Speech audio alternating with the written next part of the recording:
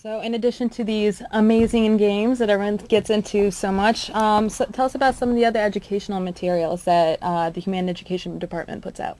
Well, just so you know, I forgot to mention with the video games, we do make those available to teachers. So if you have the facilities, you have a computer that you would like to run these games on, you can make a request to us at the Anti-Cruelty Society. Just visit our website. Give us a phone call. Again, the phone number is 312-644-8338, or visit our website at anticruelty.org. Due to a grant that we got, we are able to make those games that I use in my presentations free to any teachers that request it. So you can get in touch with us and we'll send those games out to you with instructions on how to run them on a CD-ROM. And in fact, if teachers out there have any ideas, maybe there's some games that you've used in the past that really work that you'd like to suggest for us to utilize, I'm always open to ideas because, again, you have to keep ahead of the game, ahead of the curve, interactive and entertaining for these kids. So you can request that. We also have coloring books for primary age students.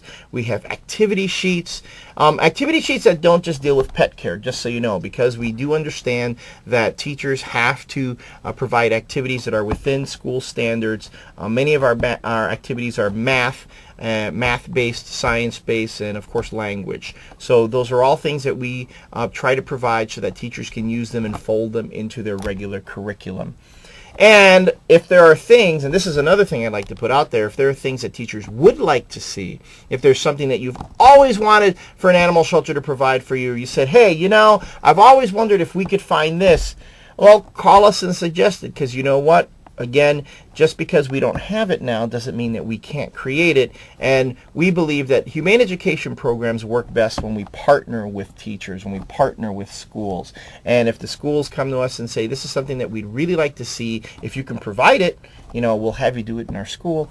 Of course, we'd be more than happy to try to meet your needs. So not only do you go to various schools, classes come to the Anti-Cruelty Society for field trips as well. So what kind of programs do you put together for the field trip groups? Well, again, like I said before, I have more access to equipment. When I use our auditorium for a field trip, I'm able to do a lot more with the environment to try to come up with a different program. So we do have the game shows, the games.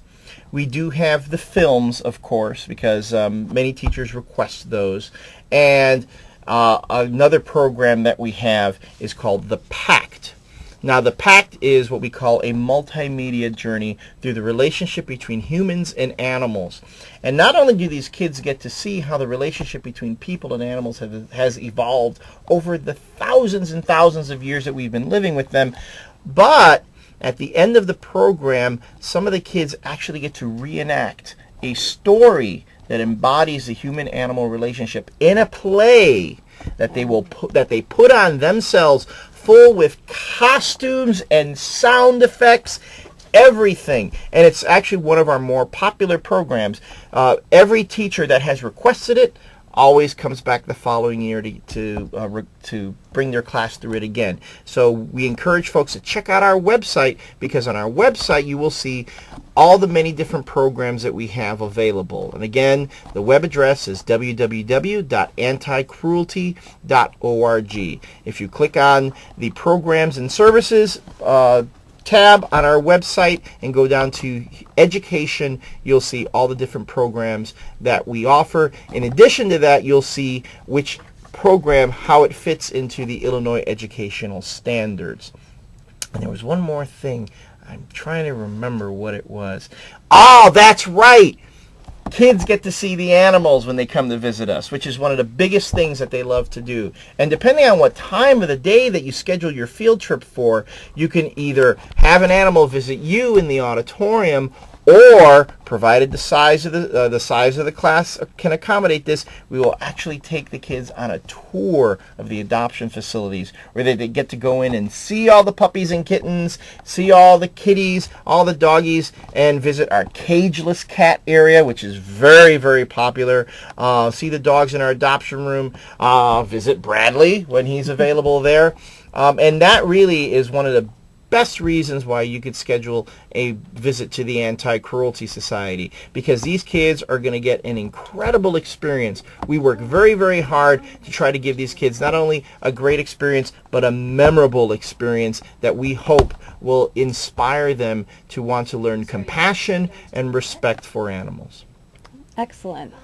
Well, it looks like that's it for us tonight. I'm Avi Brown from the Anti-Cruelty Society, and I'd like to thank you for joining us this evening on CAN TV21. The Anti-Cruelty Society is a 501c3 private nonprofit organization, and we receive no government funds or funds from national humane organizations. To learn more about the Anti-Cruelty Society and how you can support all the great work we do on behalf of the animals, please visit us online at www.anticruelty.org or give us a call at 312-644-8338. I'd also like to thank my guests today, Elliott Serrano and Little Bradley, for helping us out this evening. So please tune in again next Thursday at 5:30 p.m. when we'll be back to discuss our behavior and training department. Have a good night.